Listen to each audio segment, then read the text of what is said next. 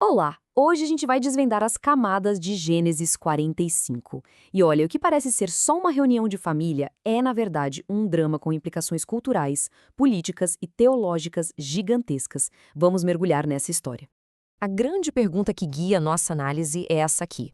Como é que a história de um homem traído e vendido pelos próprios irmãos acaba se transformando num plano para a salvação de um povo inteiro? A resposta, como a gente vai ver, está nos detalhes incríveis deste capítulo.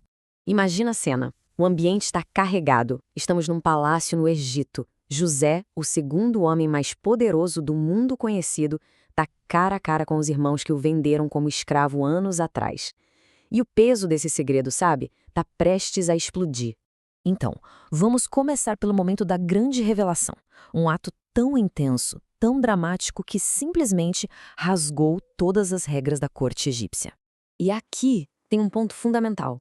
Um vizir, o braço direito do faraó, por questão de segurança, jamais ficaria sozinho com estrangeiros. A ordem de José para esvaziar a sala não era só um pedido de privacidade, não. Era uma quebra chocante de protocolo que já sinalizava para todo mundo.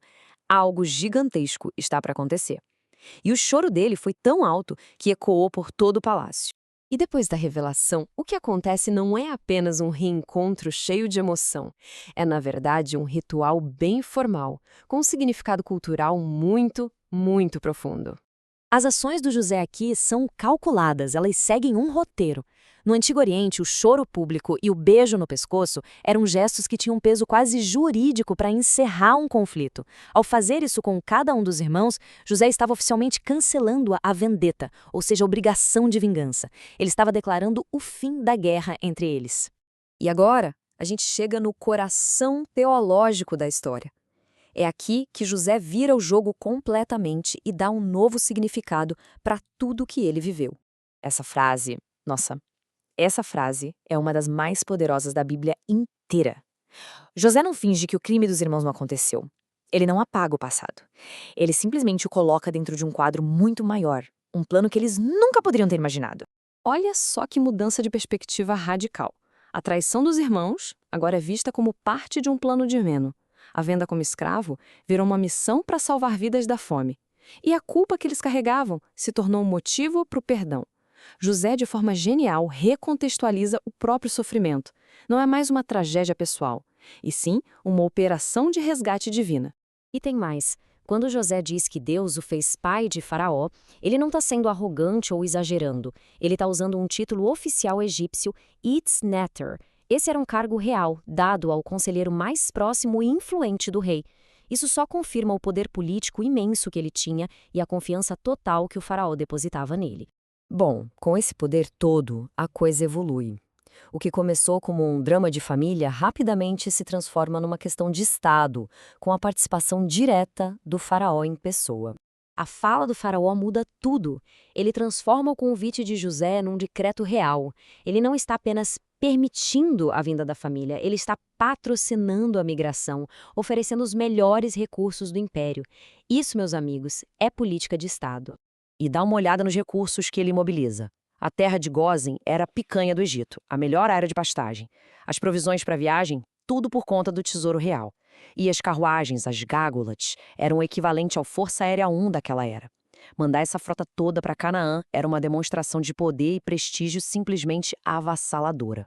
Fora tudo isso, José ainda envia presentes caríssimos, especialmente para o irmão mais novo, Benjamim.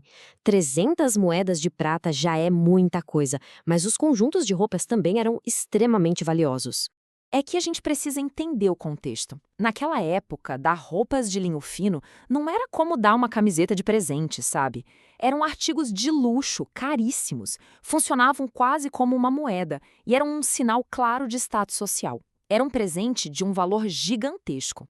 Agora, a parte final da nossa análise foca no impacto que tudo isso teve no grande patriarca da família, Jacó. A reação de Jacó acontece em etapas. Primeiro, o choque, a negação total. O coração dele desmaia, diz o texto. Ele simplesmente não consegue acreditar. Mas o que finalmente o convence? A prova material. Quando ele vê as carruagens reais do Egito, a tecnologia de ponta da época, a ficha cai. Ele sabe que é verdade. Só alguém com o poder e autoridade de José poderia enviar uma comitiva daquelas. E aqui tem um detalhe no texto que é sutil, mas importantíssimo. O texto diz que o espírito de Jacó reviveu, mas quem fala em seguida é Israel. Essa troca de nome não é à toa. Ela sinaliza que o que foi restaurado ali não foi só a esperança de um pai que reencontrou o filho. Foi o destino do povo de Israel, que agora tinha sua sobrevivência garantida no Egito. E assim, a história de Gênesis 45, que começa com uma traição brutal, se desenrola num plano de sobrevivência nacional. E no fim, ela deixa uma pergunta que ecoa até hoje. Será que os eventos mais dolorosos da nossa vida podem de alguma forma carregar a semente de um propósito maior? Valeu por acompanhar a gente nessa análise.